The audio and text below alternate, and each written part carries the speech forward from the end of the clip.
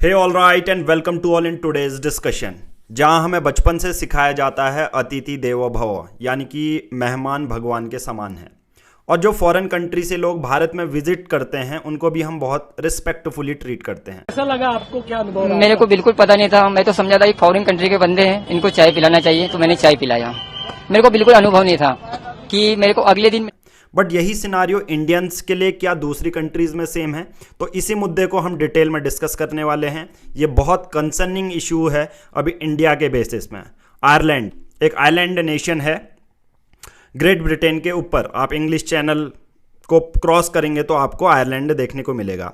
ये सिर्फ आयरलैंड में नहीं, बहुत सारी यूरोपियन कंट्रीज़ में जहां भारत की डायस्पोरा रह रही है, ये सब चीज़ें हैं।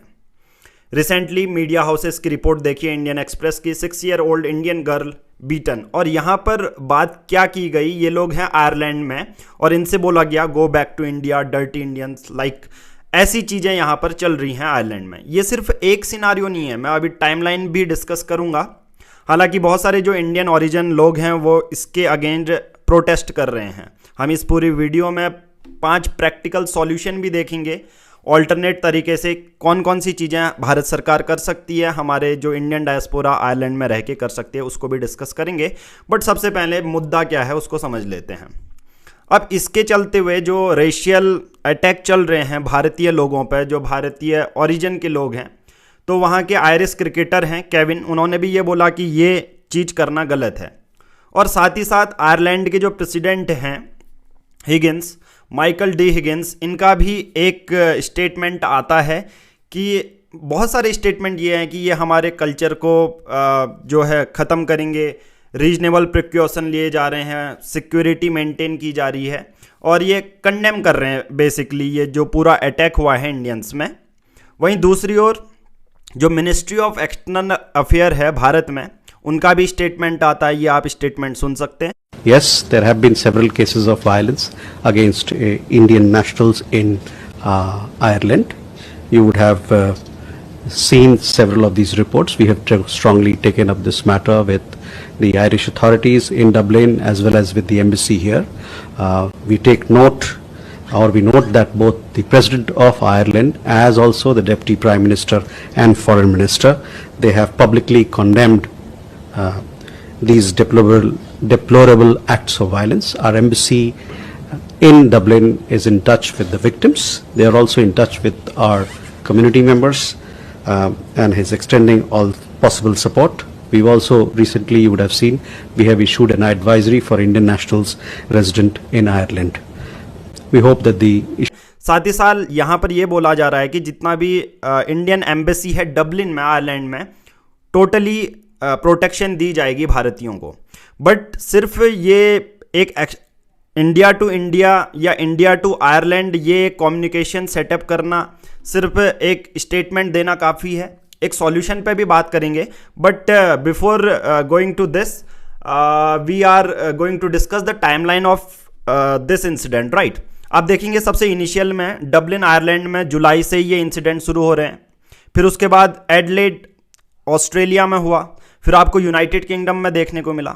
ओवरऑल अगर मैं भारतीय डायस्पोरा के बारे में बात करूं, जो या तो नॉन रेसिडेंट इंडियन हैं या इंडियन ओरिजिन के लोग हैं, या तो वो स्टूडेंट की तरह जा रहे हैं या वहाँ जॉब करते हैं, टोटल पूरे वर्ल्ड में हमारे 35 million diaspora all over the world फैली हुई है। और इसका बहुत ज़्यादा इम्पैक्ट वहाँ की पॉलिटिकल, सोशल और इकोनॉमिक कंडीशन में पड़ता है। ठीक है, ये सिनारियो आपने देख लिया कि, और ये अगर नेचर ऑफ इंसिडेंट इसी स्लाइड में आप देखोगे तो यहाँ पर क्या चीज़ें हैं, पूरे रेशियल अटैक साफ साफ देखने को मिल रहा है।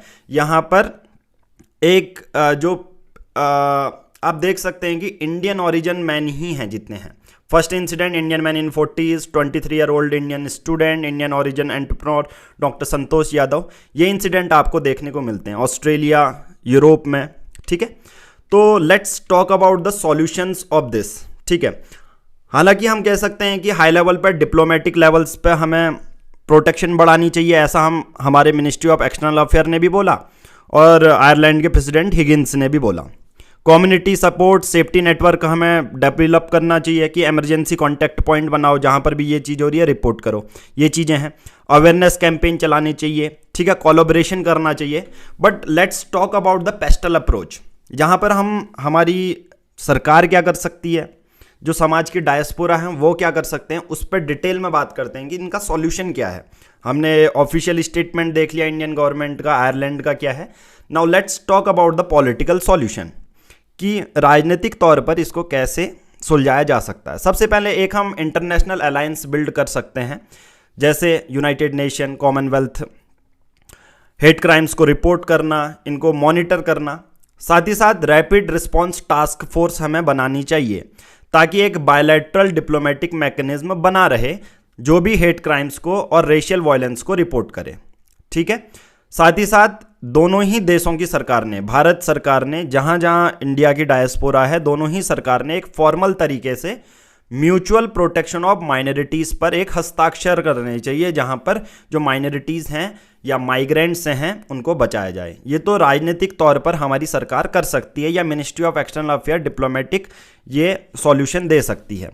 वहीं दूसरी ओर बात करते हैं आर्थिक जो सुझाव हैं या इकोनॉमिक सॉल्यूशन क्या हैं। आप सबको पता है भारत में 140 करोड़ से ज़्यादा लोग हैं, तो सोचो इंडिया की कितनी बड़ी मार्केट है।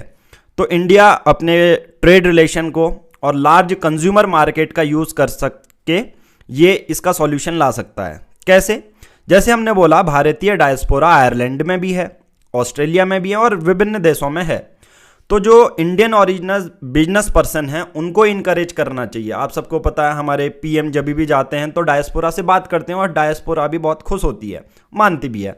तो इंडियन ओरिजिन जो बिजनेस पर्सन हैं, वहाँ बिजनेसमैन हैं, उनको ये बोलना चाहिए कि आप जो एंटी रेसिज्म कम्युनिटी है ऐसे इनिशिएटिव में इन्वेस्ट आप करो, ताकि जैसे शिक्षा पे करो, स्पोर्ट्स पे करो, लोकल इकोनॉमिक डेवलपमेंट, ताकि वहाँ के लोगों का एक माइंडसेट बदले, एक सोशल बिहेवियर बदले टुवार्ड्स इंडियन ओरिजिन पीपल।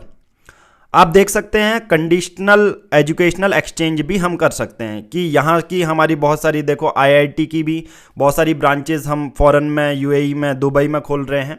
तो वहाँ पर भी हमें कुछ कोड ऑफ कंडक्ट बनाना चाहिए, यानी कि ये रूल फॉलो किए जाएंगे, रेशियल कमेंट नहीं होने चाहिए, ये सब चीज़ें भी हम कर सकते हैं। दूसरा एक और इकोनॉमिक सॉल्यूशन बहुत इंपॉर्टेंट है कि फंडिंग विक्टिम सपोर्ट प्रोग्राम। आपको स्लाइड में लास्ट नंबर पर देखने को मिल रहा है कि setup global diaspora relief fund to provide legal, medical and housing support for victim of hate crimes. Right now let's come to the social solution. इसमें क्या है कि हमें जो लोकल एनजीओ है उसके साथ पार्टनर करके जैसा सोशल बिहेवियर को चेंज करने वाली बात यहाँ पर भी आ जाती है।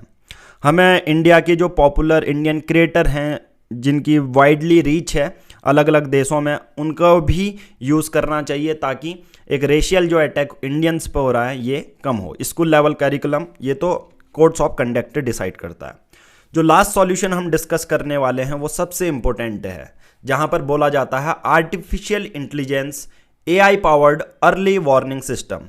इसमें क्या करना है कि एक एप्लीकेशन डेवलप करनी है। ये बहुत छोटी सी बात है आज के टाइम में, जहाँ पर आप विभिन्न देशों को देखो, भारत को देखो, चाइना को देखो, कितना आगे एडवांस हो चुका है, चाहे रोबोटिक्स की बात करें या AI की बात करें। हमें एक ऐसी एप्लीकेशन या प्लेटफॉर्म बनाना चाहिए डायस्पोरा कम्युनिटीज़ के लिए। ठीक है, हमारी जो डायस्पोरा रह रही है, इंडियन ओरिजिन के लोग हैं, स्टूडेंट हैं, उनके लिए एक एप्लीकेशन बनानी चाहिए जो कि सडन कहीं पर भी हेट क्राइम हो रहा है, रेशियल अटैक क्राइम हो रहा है, तो वो डायस्पोरा उस एप्लीकेशन में रिपोर्ट करे, जो ऑटोमेटिकली क्या करे, एम्बेसी के पास जाए। सबसे पहला ये एक मैसेज इंडियन एम्बेसी जो कि डबलिन आयरलैंड में है वहाँ पर होनी चाहिए, और दूसरा जो आयरलैंड की सरकार है वहाँ की डिप्लोमेटिक ऑफिस में भी ये जाना चाहिए, ताकि लॉ इन्फोर्समेंट बहुत अच्छा हो। दूसरा देखो, मैं हर एक उसमें टेक्नोलॉजिकल सॉल्यूशन बहुत ज़्यादा ज़रूरी है, क्योंकि बहुत ज़्यादा इफेक्टिव भी है। कम टाइम में हम जल्दी इसको रिपोर्ट कर सकते हैं और जल्दी इस प्रॉब्लम को हम सुलझा सकते हैं। दूसरा पॉइंट, डेटा ड्रिवन पॉलिसी भी हम यूज़ कर सकते हैं, यानी कि बिग डेटा का यूज़ करके हेट क्राइम्स को किस तरह से एनालाइज करना है, ट्रेंड क्या चल रहा है, कौन सी जोग्राफिकल है, GIS का भी हमें यूज़ करना चाहिए कि किस जगह पर ये ज़्यादा हो रहा है। ठीक है, फिर एक ग्लोबल हेल्पलाइन नेटवर्क बनाना चाहिए जो कि मल्टीलिंगुअल होना चाहिए, सभी भाषाओं में। 24/7 हेल्पलाइन होनी चाहिए, फ़ोन, चैट, ऐप बेस्ड, ये सब चीज़ें। दूसरा, सोशल मीडिया मॉनिटरिंग और काउंटर नैरेटिव होने चाहिए। कहने का मतलब जो हमारी बड़ी बड़ी टेक कंपनीज हैं, अभी आप देखोगे इंस्टाग्राम है, फेसबुक है, इन सब के साथ भारतीय सरकार को कोलैबोरेट करने के लिए, और जो सोशल मीडिया में ये हेट क्राइम्स वाली वीडियो फैलाई जाती हैं उसको तुरंत टेक डाउन करने के लिए एक इनिशिएटिव शुरू करना चाहिए। आई होप आपको ये सॉल्यूशन सही लगे होंगे। टेक्नोलॉजिकल सॉल्यूशन सबसे पहले मैं चाहूँगा कि इंप्लीमेंट हो, then social solution, economic, political solution, right. ये टाइमलाइन देखने को मिल रही है। आई होप ये एनालिसिस आपको समझ में आया होगा। आगे मिलते हैं नेक्स्ट वीडियो में। धन्यवाद। Have a nice day.